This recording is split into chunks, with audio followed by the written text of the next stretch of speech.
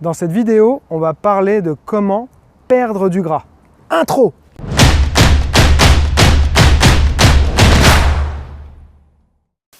Salut, je suis en direct du parc Peixoto à Talence, de retour donc dans la Gironde après une petite semaine bien sympathique passée au Portugal. On va parler aujourd'hui dans cette vidéo de comment perdre du gras. Donc il y a déjà plusieurs choses que je voudrais clarifier avant de commencer. J'en ai déjà parlé dans la vidéo sur le meilleur régime et sur le jeûne intermittent aussi.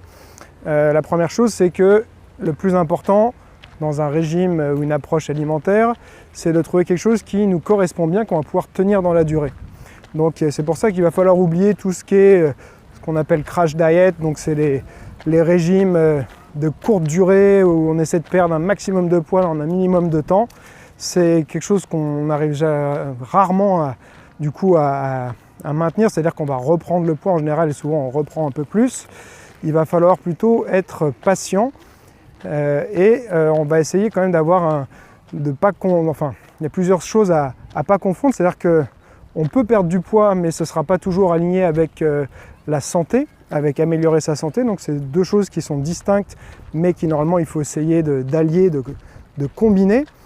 Et je vais parler aussi de différents concepts qui sont simples, mais c'est pas parce que c'est simple que c'est facile, c'est-à-dire que sur le principe, perdre du gras, c'est relativement simple, mais il y a plusieurs variables et plusieurs éléments qui vont rendre ça difficile pour la majorité des gens.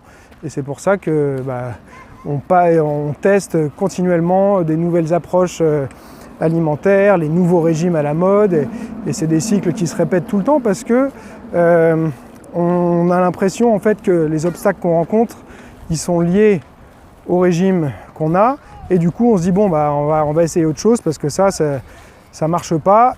Et on est dans une quête perpétuelle de la meilleure méthode, le dernier régime, alors qu'en fait, les choses qui fonctionnent, elles sont relativement simples et elles existent depuis très longtemps. Donc la première dont je vais parler, qui est pas celle à laquelle on pense en général en premier, c'est le sommeil. Le sommeil, en fait, ça permet d'avoir un corps qui fonctionne de manière optimale. J'ai écouté récemment un podcast de Joe Rogan avec un chercheur spécialisé en sommeil qui a écrit un bouquin là-dessus qui est anglais.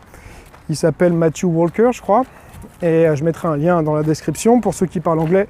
Le podcast est vraiment à écouter. Je pense que j'aimerais bien, si un jour je trouve le temps, de faire un sujet sur le sommeil dont je vais m'inspirer à partir de notes de ce podcast pour faire soit un autre podcast moi-même ou alors une vidéo, un article, je sais pas, mais c'est un sujet ultra passionnant et on se rend vite compte quand on l'écoute que les implications d'un mauvais sommeil ou d'un manque de sommeil, elles sont énormes, mais vraiment énormes, plus que ce qu'on pourrait croire. Et que le mauvais sommeil, c'est-à-dire la mauvaise qualité de sommeil, le manque de sommeil, c'est à l'origine d'énormément de problèmes de santé dans notre société actuelle, de maladies, les plus grandes maladies, le cancer, des choses comme ça, en fait, de manière indirecte. Donc voilà, son livre et le podcast sont vraiment hyper intéressants. Donc ça, je te recommande vivement de le lire et d'écouter le podcast. Et donc le sommeil, si on ne dort pas assez, on va avoir beaucoup plus de mal à perdre du poids. Et alors je ne vais pas rentrer dans tous les détails physiologiques et tout ça, mais voilà, c'est le premier élément. Essayer d'avoir un sommeil de qualité et suffisant. Donc suffisant, c'est en général au moins 7 heures, idéalement plus.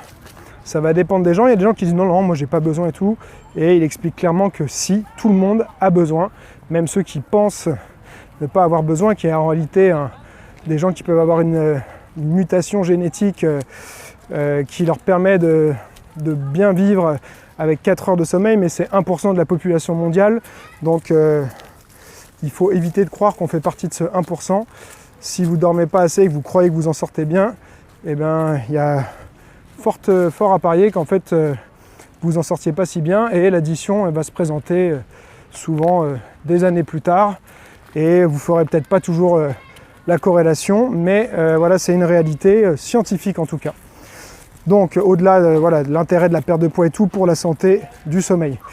Deuxième chose, ça n'a rien, je vais rien dire de vraiment miraculeux, mais c'est remettre les choses, les bases à plat et faire des rappels. Hein. Les rappels parfois ça permet de repartir sur de bonnes bases, parce qu'on se perd vite voilà, avec les, comme j'ai dit, hein, tous les régimes à la mode. Donc deuxième point important, c'est les calories. C'est simple, hein. Alors il y en a qui essaient de réfuter ce concept de calories. J'ai lu pas mal de choses et tout ça. Sur ça, il y a des choses qui se tiennent à peu près, mais en réalité, il y a quand même, ça a été prouvé encore et encore, que quand on est en déficit calorique, on perd du poids, et si c'est fait correctement, on perd du gras. Donc par contre, les choses importantes, c'est être dans un léger déficit calorique pour éviter pas mal de problèmes. Hein.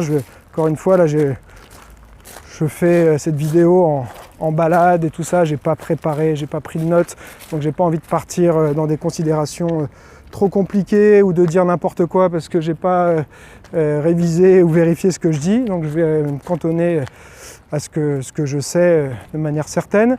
Mais donc voilà, si on est en moyenne, ça va dépendre bien sûr du poids qu'on fait, du sexe, si on est un homme ou une femme, de son niveau d'activité, mais en moyenne, un déficit quotidien de 250 à 300 kcal, c'est un bon compromis pour perdre du poids de manière lente et stable et durable. Quand on est au-delà, en général, on va soit à un moment arriver sur un palier qu'on aura du mal à dépasser, ou on ne va pas réussir à le tenir de manière dans la durée, donc, et on va faire le yo-yo, on va reprendre, perdre, et ce sera un cycle continu. Donc 250 à 300 kcal de déficit. Alors il y en a qui me disent ouais, mais les calories, je ne sais pas comment les calculer et tout ça. Aujourd'hui c'est extrêmement simple. On a des applications comme MyFitnessPal qui sont hyper pratiques. Alors c'est hyper pratique, mais ça a forcément un côté contraignant, hein. Mais en général, déjà pour moi un des succès pour réussir à perdre du poids, c'est aussi d'être constant. Donc on va manger souvent la même chose. On aime bien se dire qu'on peut manger tout ce qu'on veut et qu'on mange hyper varié et tout ça, mais en réalité, si on regarde sur une semaine, souvent on va avoir 5 à 10 repas types qu'on va reproduire très souvent tout au long de l'année, et avec parfois quelques variantes et tout, mais donc grosso modo ça ne va pas changer grand chose. Donc moi ma recommandation c'est de passer, idéalement ce serait de passer quand même un mois à quantifier, calculer avec MyFitnessPal. Il y en a qui le font tout le temps, hein, donc c'est juste une habitude à prendre, mais quantifier et calculer ce qu'on mange, ça va permettre pour ceux qui aussi n'ont pas ces notions là, mais d'avoir conscience en fait de ce qu'ils ingèrent, donc les calories, mais aussi les protéines, les lipides, les glucides, et donc de savoir un peu la répartition qu'on a actuellement dans son alimentation. Sur ça, au niveau des macronutriments, c'est pareil, il y a plein d'avis contradictoires, donc moi je préfère pas trancher réellement là-dessus, parce qu'il y en a qui performent super bien avec très peu de glucides, d'autres qui performent bien avec beaucoup de glucides et peu de graisse par exemple. Enfin, il y a plein d'approches différentes, et comme j'ai dit, c'est assez personnel. Il y a une question de goût à prendre aussi, c'est-à-dire que si c'est un régime qui ne nous convient pas du tout en termes de goût, on ne va jamais réussir à le tenir, et souvent on dit que le meilleur régime c'est celui qu'on arrive à tenir, donc il faut prendre ça pour moi en considération. Et ils ont fait en plus pas mal d'études, hein, sur au final à calories égales, la répartition des macronutriments change pas grand chose. Le point en général commun, ce qui revient le plus souvent, c'est d'essayer d'avoir une bonne dose de protéines, parce que c'est essentiel pour le corps, pour le bon fonctionnement du corps. et notamment pour les personnes qui s'entraînent, c'est encore plus important, mais même pour les autres. Donc ça m'amène à mon troisième point qui va être l'entraînement. L'entraînement, ça permet, faut pas pour moi le prendre comme ce qui va nous permettre de perdre du poids. Ça va être quelque chose qui va aider, qui va venir en aide, et surtout qui va, je sors de l'écran, et surtout qui va permettre d'avoir un corps qui sera bien. Récemment, là, j'avais vu un reportage sur M6 où on voyait la société Comme J'aime qui propose des repas, des box de repas, on reçoit ces repas et tout ça. Et les gens perdent du poids avec ça. Alors, il n'y a pas de... Pareil, il n'y a rien de miraculeux qu'on ne peut pas faire soi-même, puisque simplement, c'est ce que je suis en train de dire, ils mettent dans un déficit calorique. Et du coup, les gens naturellement perdent du poids. Le souci là-dedans, c'est que les gens en général qui font ça, comme ils ne mettent pas l'accent sur l'activité physique, de ce que j'ai cru voir, les gens ont perdu du poids, mais leur apparence physique n'est pas terrible, parce que si on était gras, qu'on ne faisait aucun sport, on va perdre du poids et on va devenir un peu soit skinny fat ou... on va pas... Franchement, les résultats moi, que j'ai vus, c'était pas terrible. Pareil, il y avait une femme qui faisait de la liposuction, qui avait économisé pendant 1 an pour faire sa liposuction. Bon, elle était un peu mieux à la fin, mais elle n'a pas fait de sport à côté et tout, donc ça donne pas un résultat, je trouve, qui soit très intéressant. Il vaut mieux se prendre en main soi-même, changer son alimentation et s'entraîner. Donc le mieux, c'est quand même pour moi, que ce soit pour un homme ou pour une femme, de faire de la musculation pour augmenter sa masse musculaire. Physiquement, c'est ce qui va... Ça ne veut pas dire devenir énorme, ça veut dire simplement essayer d'augmenter sa masse musculaire. Ça va aider aussi, en général, quand même un peu à perdre du poids, même si ce n'est pas le facteur le plus important à retenir, mais c'est l'apparence physique qu'on va avoir en perdant du poids, elle sera bien meilleure si c'est accompagné d'exercices. On peut faire du cardio aussi, mais le cardio, c'est pareil, quand on regarde le nombre de calories qu'on brûle en faisant du cardio, souvent c'est pas hyper intéressant, parce qu'il faut aussi penser à l'effet que ça produit. Ceux qui s'entraînent en général, ils le savent. Quand on fait des entraînements, des fois ultra cardio, tout ça, après on a très très faim. Et donc c'est encore plus dur de manger, de rester dans ce déficit calorique. Et du coup, même si on a brûlé, mettons qu'on ait brûlé, 300 kilocalories en faisant son cardio, je dis n'importe quoi, et on va avoir tellement faim derrière qu'on va en manger 500, donc au final on ne sera pas en déficit. Donc voilà, moi j'ai longtemps essayé de plutôt privilégier l'entraînement plutôt que la nourriture, parce que j'aime manger, et ça n'a jamais très très bien fonctionné pour moi. Il faut continuellement essayer d'en faire plus, et on finit par se blesser ou plus en pouvoir, être complètement crevé. Autre point que je voulais aborder aussi, auquel on ne pense pas, c'est quand... Donc, déjà j'en avais parlé ça, mais il faut essayer de cuisiner soi-même, c'est le meilleur moyen pour maîtriser ce qu'on mange et ses calories, et aussi la qualité de ces aliments. J'avais parlé donc dans la vidéo sur le meilleur régime pour la santé, c'était le régime méditerranéen, et je recommandais un bouquin que je remettrai à nouveau dans la description, qui est super intéressant. Pour moi, si on fait du sport, il y a quelques petites adaptations à faire sur les recommandations de ce livre, mais c'est une très bonne base et ça apprend plein de choses hyper intéressantes sur la nutrition, donc je le recommande vivement. Donc ouais, une chose importante aussi, c'est penser aux fibres, essayer d'avoir un apport assez important de fibres, ça va permettre d'avoir un système digestif qui fonctionne mieux, et surtout ça va permettre de gonfler souvent un peu ce qu'on appelle le bol alimentaire, et de sentir le ventre un petit peu plus rempli. Et une chose à laquelle on ne pense pas, qui n'est pas évidente au départ, c'est essayer aussi, alors il faut quand même manger les choses qui nous plaisent, mais il faut essayer de faire attention à ne pas manger trop de choses qui nous plaisent trop, parce que on va avoir du mal à se contrôler. Si on se fait des repas qu'on sait que par exemple on adore ce plat, on adore cet aliment, de réussir à se maîtriser, se dire bah, je vais en manger juste un petit peu, c'est souvent très très difficile. Alors que si on a choisi des aliments qui sont quand même bons, mais qu'on aime, mais pas plus que ça, on va pouvoir se restreindre beaucoup plus facilement. Au niveau de la fréquence aussi des repas, j'en avais parlé dans ma vidéo sur le jeûne intermittent, j'ai testé pendant des années le jeûne intermittent, et maintenant j'en suis revenu.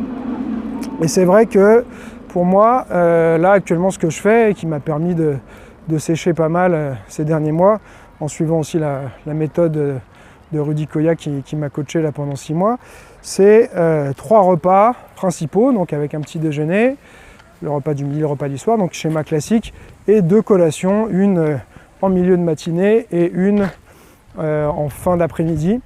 Et en fait, moi ça m'a vachement aidé à manger moins, puisque j'essaye de toujours terminer mes repas en ayant encore un petit peu faim. Ça peut être un moyen aussi pour ceux qui ne voudraient pas compter leurs calories, mais il faut vraiment essayer, il faut déjà être assez bien connecté avec son propre appétit, et je pense que c'est un peu risqué de faire ça.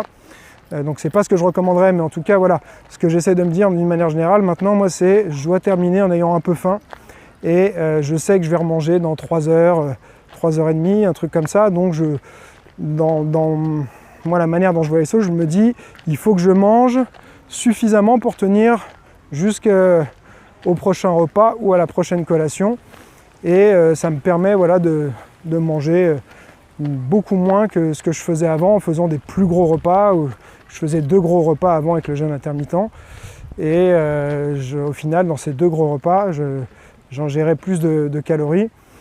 Et après il y a toutes les considérations sur la glycémie, donc en général si bien sûr je parle si c'est des repas qui sont équilibrés, mais si on mange des plus petits repas, la digestion va aussi être plus légère, et souvent la glycémie va moins monter, donc quand elle redescend, en général c'est là où on a des fringales et qu'on fait les mauvaises décisions, on prend les mauvaises décisions plutôt. Donc voilà, moi actuellement c'est ce que je recommande, et au final quand on regarde bien, la plupart des pratiquants de musculation, qui sont quand même souvent les catégories de sportifs qui arrivent à être le plus sec, c'est ce qu'ils font depuis plusieurs décennies, donc c'est prouvé. Alors bien sûr après il y a le problème de dopage et tout ça, mais il y a des gens aussi qui ne sont pas dopés et qui arrivent comme Rudy Koya et tous ceux de son équipe de Superphysique et tout, qui arrivent à avoir vraiment des taux de masse grasse hyper bas sans se doper. Donc pour moi voilà, c'est quelque chose de prouvé. Encore une fois, j'en avais parlé, mais souvent la nutrition c'est pas facile pour les gens parce qu'on a ces croyances, et il y a de grosses frictions à accepter que peut-être ce qu'on fait c'est pas ce qu'il y a de mieux, et d'accepter des nouvelles idées. Et voilà, donc j'espère avoir fait à peu près le tour de tout ce que je voulais dire. J'ai peut-être oublié certaines choses, c'est pas grave, je pourrais refaire d'autres vidéos. Et j'espère que ça t'aura appris quelque chose, ou donné une bonne base pour la suite. Si tu as des questions, n'hésite pas à me les poser en commentaire, et j'essaierai d'y répondre. Je n'ai pas toutes les réponses, mais je fais de mon mieux pour aider les gens à atteindre leurs objectifs. Et puis n'oublie pas, comme je dis toujours, celui qui croit savoir n'apprend plus, alors garde l'esprit ouvert.